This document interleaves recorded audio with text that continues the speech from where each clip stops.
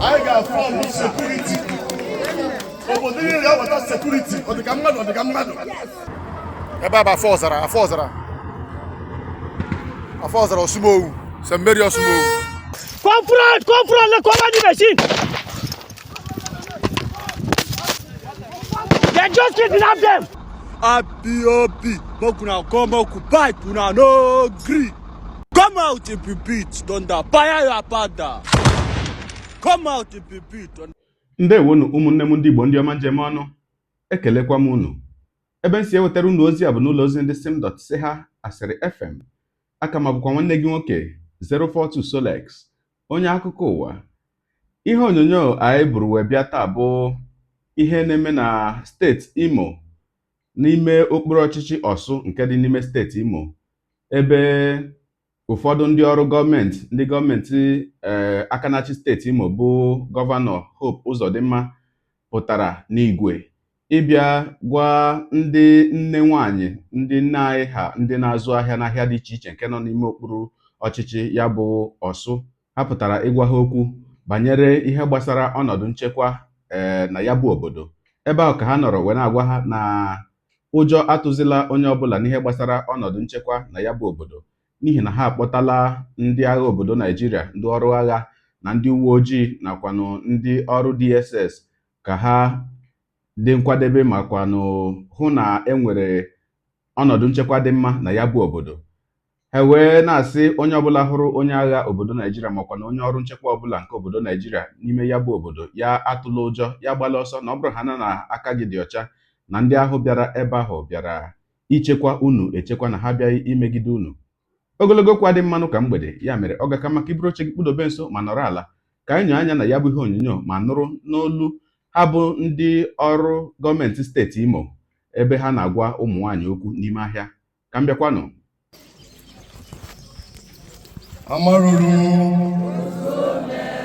Amaruru Ozuome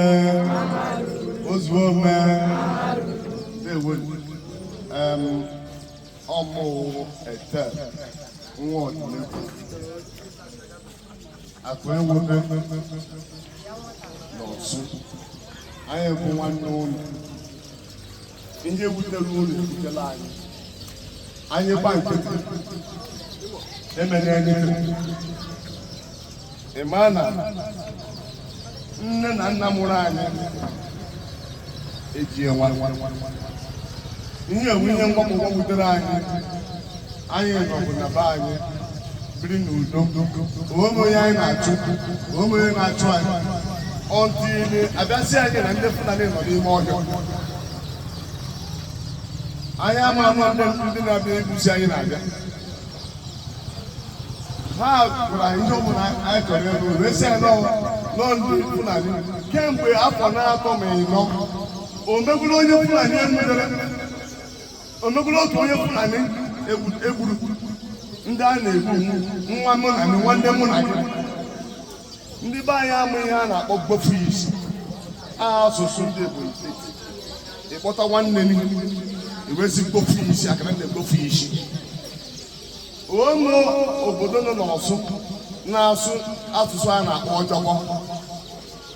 Ekwuru na anyị ukwu ịkpọta nwanne gị ikpe ya ikpeazụ isiokwu ọjọkọ, eburu eje n'ime ọhịa mgbe osu ata ya, anyị na-akụ aka, anyị sị na na-achọ nwere onwe. Ọsọ nsọ na be anyị ga-achọta nwere onwe. Ịbịa na Ebonyi steeti, ebe a akara nwee ịkpa nwee bush, ebe ahụ ka dị mmiri ha dakwa n'ibe ahụ jee chọba nwere onwe ha. Ị gaa na ibe ha jekwa n'ibe ahụ, elee ka ha si butere anyị efu were arụsị tisie ewu ya onye ejidere ati ya iji efe gbuo akara na-ewere ọbara nwanne m na gị na sacrifice ụmụ onye kwere okwu. Look at the health center anyị niile, onye ihe na-arịa na o mebi eje were ọgwụ akara na-egba anyị ọgwụ onye mụjiri mmiri ara afọ, onye mere anyị ihe anyị jiri bịa.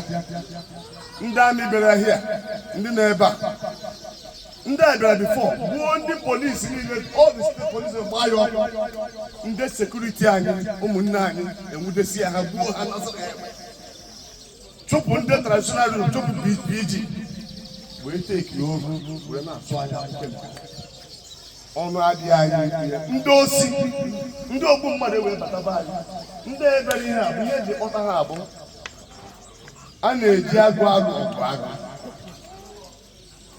ụmụnne anyị ome onye na-alụ ụlọ ịlọta ụlọ egbu onye na be anyị. Biko unu hụ ndị a unu ha gbasi ọsọ dịka esiri kwu mmadụ eghe eghe nke a gịrị emeta, biko si were ndị nwayọ ịbụkọrọ anyị ya, anyị mara ka esi eji okwu ya. Onye siri ha ọnwụ ha na-eme sacrifice for us. Anyị ga-abụ ya otu a ihe anyị jiri bịa ka anyị tinye iwu, anyị na-achọ ka ụmụnne anyị lọta from now to Christmas.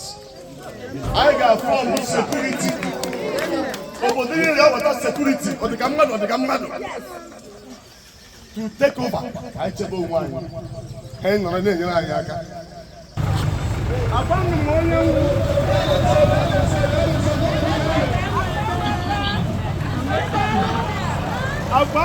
nwụ video crowd.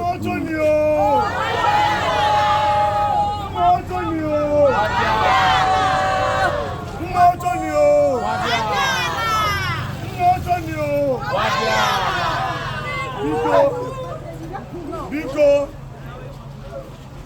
maka ndị jiri ama onye mbụ aha mbụ efelọdụmebu adọ n'ala Nkanome ka echiri m akụ enwebe. Mgbe echiri m akụ enwebe igwe ọkwụsị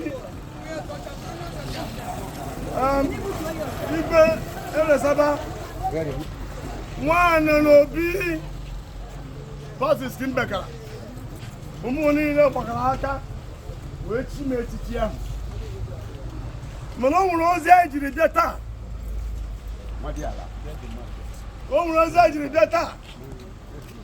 Ozi anyị jiri bịa wụ ka anyị bịa kọwara unu ihe na-emenụ kemgbe 3 to 4 years now. Ụmụnne anyị niile ọdịka mmadụ ogo na nke na-alụ ụlọ kwanne agụ enwere tankụ n'ụlọ omewu ihe a na-alụtụ n'ụlọ eme ewere achụ nsụka anyị nta niile.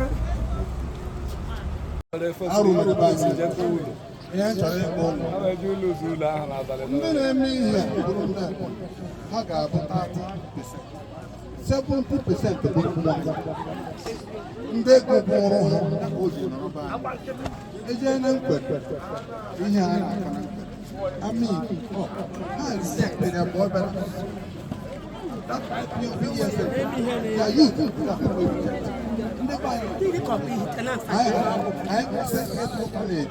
mana siziri eziokwu onye nwanne ya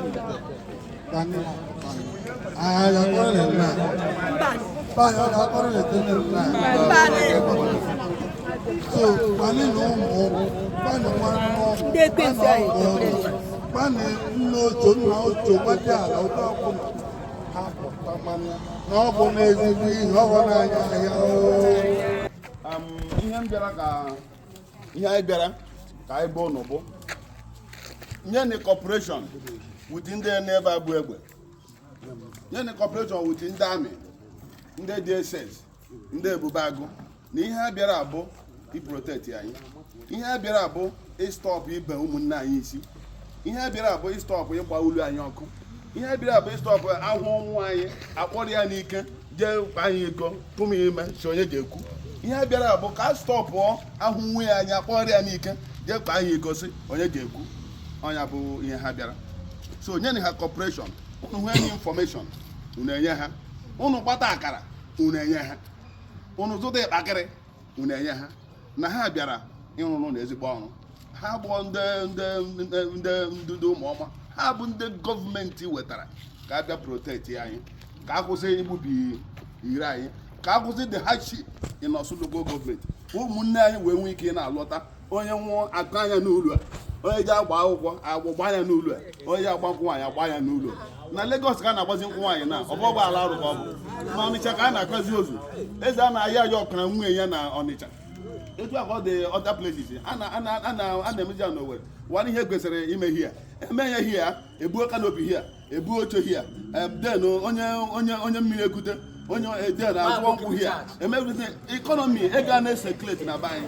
Ndị okorobịa ha azụzi ihe rie, onye bụ ego a na-abata, mana a na-ememi ya onye abụ agụụ na-eme na. So ndị a bịara ka akụzi ya ndị ahụ, so that ka ihe nwere ike irite ọnụ gaba anyị just before ka anyị na-eme nke a, ka Chukwu na-egozi anyị n'aha Jizọs. Ọkụ ikirichala ya bụ ihe onyonyo. Ugbu a nke akụkọ ụwa gala ka m kwukwa na uche m nke njebụrụ mmadụ, mana tupu m kwuwe ya bụ uche m, ọ ga-adịkwa m nnọọ mma ka anyị nyere anya n'otu obere ihe onyonyo na nkenke oge maka ndị na-ahụbeghị ha bụ ndị ọrụ nchekwa ndị a na-ekwu okwu ha na ha abatala n'obodo ichekwa ndị obodo, na ha bịa imegide ndị obodo. Maka ndị na-ahụbeghị ya, ka anyị nyere anya n'otu ihe onyonyo na nkenke oge ka anyị hụ ka ha bụ ndị ọrụ nchekwa obodo Naijiria si wee bata n'obodo ahụ. Ka m bịakwanụ.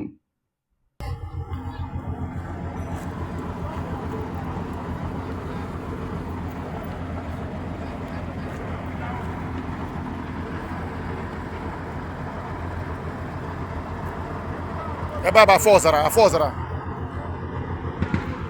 Osumowu, St. Mary Osumowu.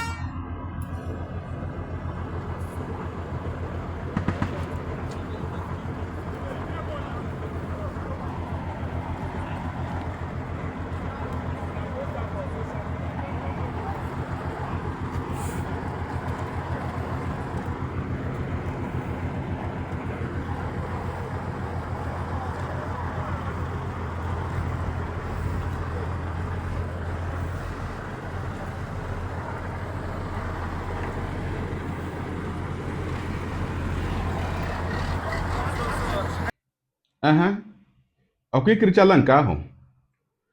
Ugbu a ana m asị ka m kelegodo ndị obodo Ọsụ, obodo niile gbara gburugburu na ya bụ ime okpuru ọchịchị Ọsụ nke dị na steeti Imo. Ana m ekele unu niile, ndị ha niile na-emebe ha, ma na-ekelekwa ndị niile bụ ndị steeti Imo, ndị ọ na-echu ụra ịhụ na enwere ezi ọnọdụ nchekwa n'obodo.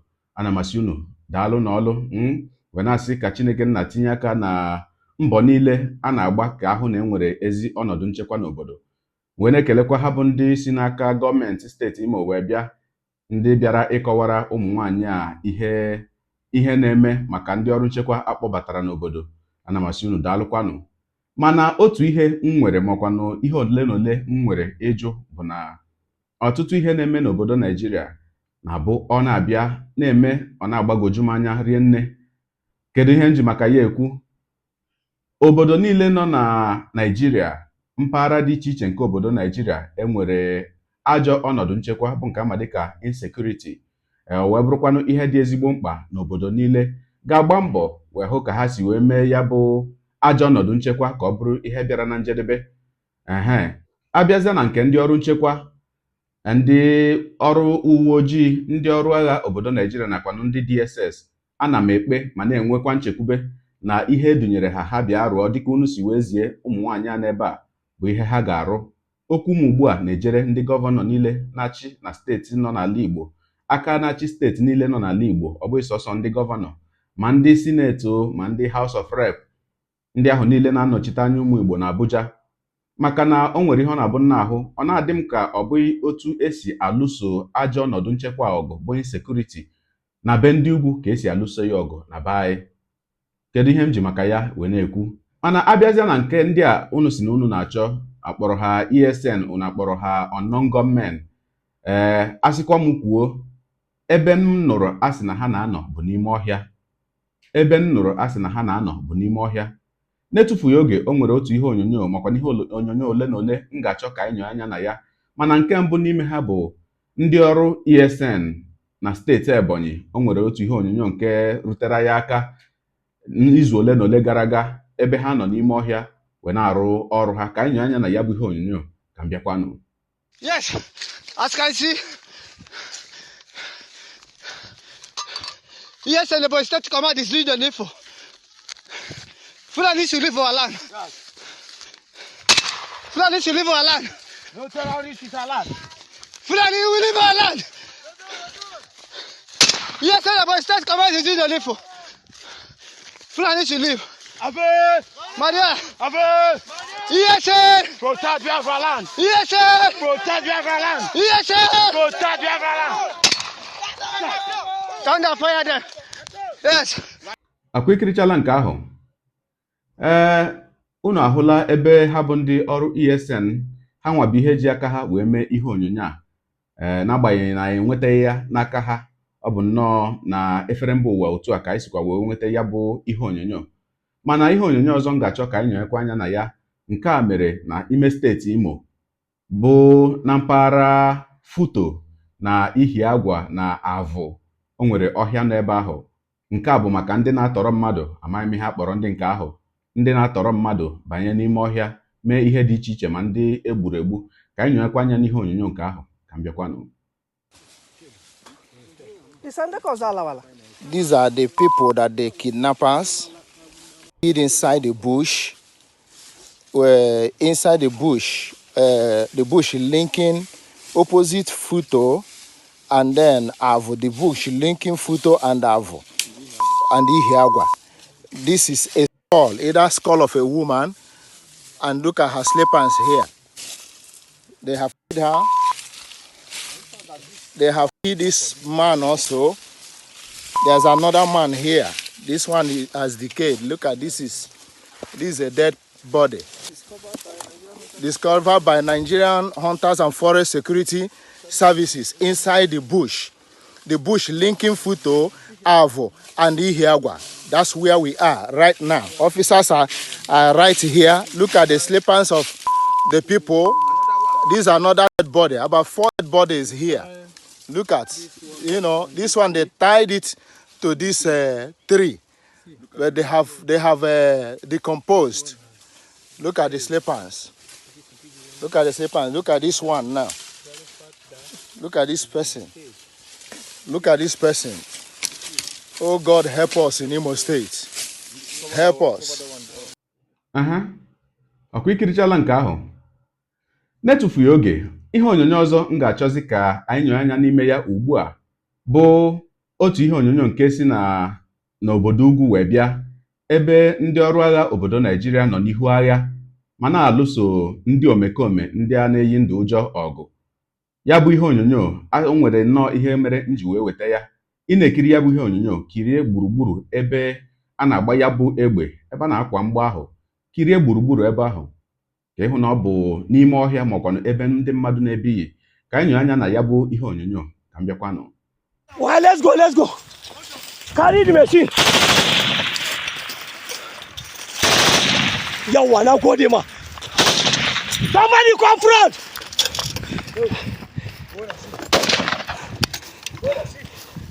Well, launch. Now go there. Let's go now. Where are people now? Confront. Confront, let's cover the machine. They just kidnapped them. Yes, sir. Ọkwa ikirichala nke ahụ. Ngwanụ ka anyị nyekwa anya n'ihe onyonyo ọzọ nke mere n'ala Igbo, ebe ndị ọrụ nchekwa obodo Naijiria na-alụsokwa ọnọdụ ajọ ọnọdụ nchekwa ọgụ bụ insecurity. Ka anyị hụ ka esi alụso insecurity ọgụ n'ala Igbo. Ka m bịakwanụ. IPOP, mokuna come occupy, una no gree.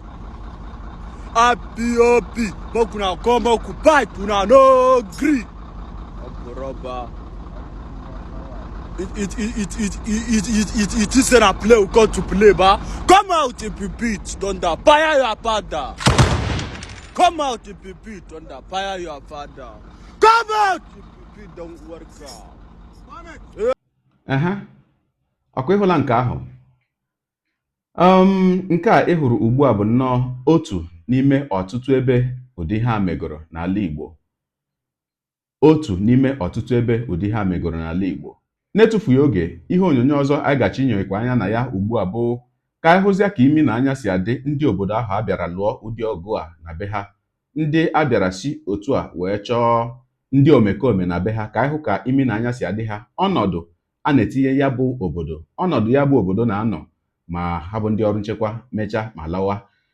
Ihe onyonyo nke mbụ anyị ga-etinye anya ugbu a, nke a mere n'Uli, obodo Uli na ime okpuru ọchịchị Ihiala nke steeti Anambra. Ka anyị nyere anya na ya bụ ihe onyonyo ka m bịakwanụ. Rama mpụtụ ihe mgbachi afọ uru ya na ihe eme ebe a ka eke ha bịara tie ọkụ ụlọ niile dị ebe a ya na anya ka ụnụ fio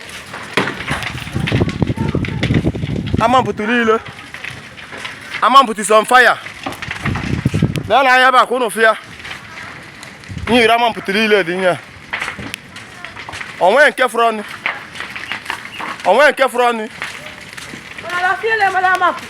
Bịa ịma David mbụ ha na ebe a ha alasịala abi ya na ya ihe ama mpụtara ihe ọ bụ echọpụ fọrọ ọnụ.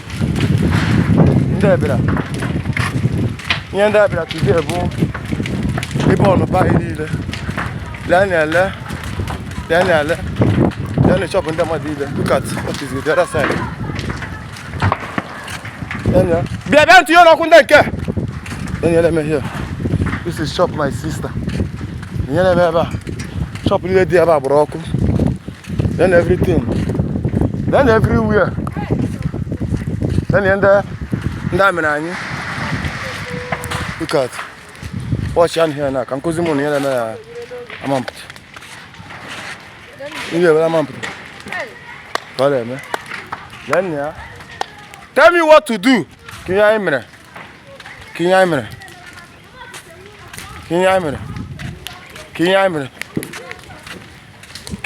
Then everywhere. Ahịa ụmụ nwaanyị kpọrọ ebe a. Everything akụkasị. Ọkwa ikirichala nke ahụ. Ngwanụ ihe onyonyo ọzọ anyị ga-etinyekwa anya, nke a mere na steeti Enugu. Ndị ọrụ nchekwa obodo Naijiria kwa. Nwoke a anyị ga-etinye anya na ya bụ ihe onyonyo ugbu a bụ nwoke a sị na a bịara na be ya na a na-achọ otu nwa ya nwoke achọ, onye nke a na-enyo enyo na ọ bụ otu onye n'ime ndị otu Indigenous People of Biafra IPOB. Ewee chọọ ya bụ nwa ya nwoke. Ọ bụrụ na enwetaghị nwa ya nwoke, ewee jide ụlọ ya bụ nwoke wee gbaa ya ọkụ n'ime steeti Enugu. Ka anyị nyowekwa anya n'ihe onyonyo nke ahụ ka m bịakwanụ. This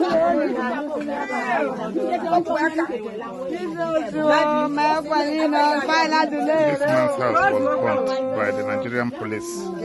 They came to his house yesterday while nobody was around. They were having a ceremony nearby, and then the police burnt the entire house down. This is the house. This is the house. On close inquiry, we learned that they were looking for one of the sons of this man, who they believe is a member of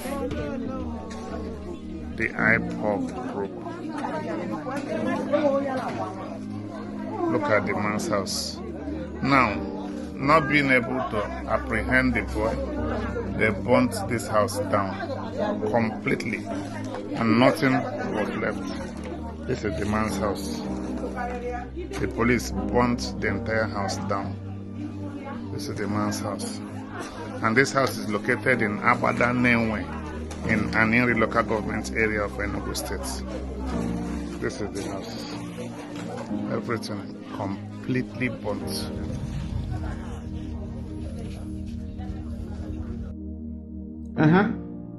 Ọkwa ikirichala ya bụ ihe onyonyo. Ugbu a ka m bịazịa na okwu nji maka ya wee kota ihe onyonyo a niile unu tinyere anya na ya ugbu a. Maka na onweghị onye m bịara ebe a ịkọ ọnụ, onweghịkwanụ onye m bịara ebe a ịma aka, kama otu ajụjụ ka m si nnọọ ka m jụọ. Onye ọbụla lere anya n'ihe onyonyo nke ahụ anyị tinyere anya na ya ebe a na-alụso ndị omekome ọgụ na ala ndị ugwu, ga-ahụ na ebe ahụ bụ nnọọ ebe tọgbọrọ chakoo n'ọhịa. O wee bụrụ ebe mere gịnị? O wee bụrụ ebe ndị omekome ahụ na-anọ. Ile anya n'ihe onyonyo nke na-eme na be anyị, ndị ESN anyị wepụtara ihe onyonyo ya, anyị tinyere anya ebe a, ndị nke na-achụgharị ndị na-achụ ehi n'ọhịa. Unu ga-ahụ na ọ bụ n'ọhịa ka ha nọ.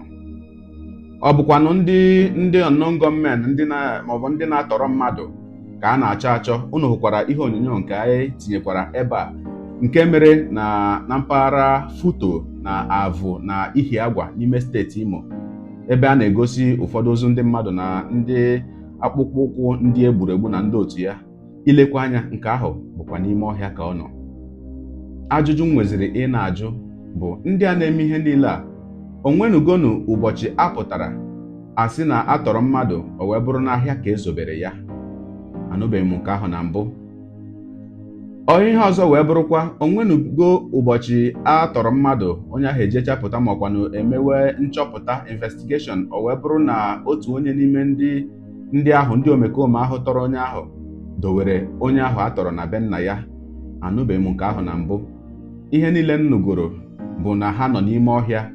Ndị atọburula atọ na mbụ, ndị pụtara ya bụ ije, kwukwara sị na n'ime ọhịa ka ha nọ. O wee na-ajụzi, ndị niile na-achị achị n'ala Igbo, ndị niile, ndị gọvanọ niile, ndị senators niile na ndị members of House of Rep niile anyị nwere n'ala Igbo, kedu ihe mere nke anyị ga-ejiriri adị iche? Achụwa ndị omekome na ala ndị ugwu, achụrụ ha aja ebe gawa n'ime ọhịa, merụkwa n'ime ọhịa ahụ enweta ha kwawa mgbọ. O wee bụrụ gịnị? O wee bụrụ na ọ nọ n'ime ọhịa ka ha nọ. Mgbe na-ajụ kedu ihe mere na achụwazi ha bụ ndị omekome n'ala Igbo, o wee bụrụ n'ụlọ ebe ndị mmadụ bi, wee bụrụ n'ebe ndị mmadụ na-azụ ahịa ka a na-achụga ha. Nke anyị ọ dịzi iche? Ka o nwere ebe edere ya ede wee sị na ọ bụ ụmụ Igbo ga-atarịrị ahụhụ ajọ ọnọdụ niile si na Naịjirịa wee pụta? Ajụjụ a bụ ajụjụ dị oke mkpa nsị ka m jụọ ndị niile ọnụ na-eru n'okwu n'ala Igbo. Egbochighịkwa m ndị ọrụ nchekwa ịchọ onye ọbụla mebiri iwu obodo ma onye dara iwu obodo. Egbochighị m ndị ọrụ nchekwa ịchọ ndị ala dị mma, ndị omekome, ndị na-ekweghị ka ndị mmadụ ṅụọ mmiri ma tọgbu iko. Mana ajụjụ m nweziri bụ, kedu ihe na-eme na achọwazịa ha ọ bụrụ ebe ndị aka ha dị ọcha, ndị obodo, ebe ụmụ nwaanyị ndị nne anyị na-ere ihe n'ime ahịa, na ebe ezinụlọ ndị mmadụ bi, ụmụ nwoke ma ndị kagoro nka ma ụmụ nwaanyị ndị okenye, ọ bụrụ ndị ahụ ka a na-etinyezi anya mmiri n'anya a na-achọ ndị omekome? Nke ahụ ọ dịnụ mma? Ụmụnne m, ọ dị mma ka njedebegodi ebe a. Maka gịnị? Atụọrọ ọmara, atụkwara na ofeke, ofere isi tinye n'ọfịa. O wee bụrụ maka ya nke onye ụwa, onye na-egere akụkọ ụwa m, ịmarala n'etu anyị si eme ya. Deere ebumnuche gị, etu isi wee hụ ya bụ ihe nke ikiriri ugbu a na ngalaba okwu, ka anyị mara uche gị, n'ihi na uche onye adịghị ya njọ. Daalụkwa gị onye na-eso eburu anyị esonye. Ekelekwa gị onye asị gị jide ka iji, onye asị ya jide ka o ji, ịmara na ka o ji kacha mma. Ekpere m bụ na Chineke nna ga na-anọnyere gị ọpụpụ gị na mbata gị, na-etinyere gị aka n'ezi ihe niile nke ị na-eme. Gị taa bụkwanụ mbụ ị na-ahụ ihe onyonyo anyị, asị gị nnọọ.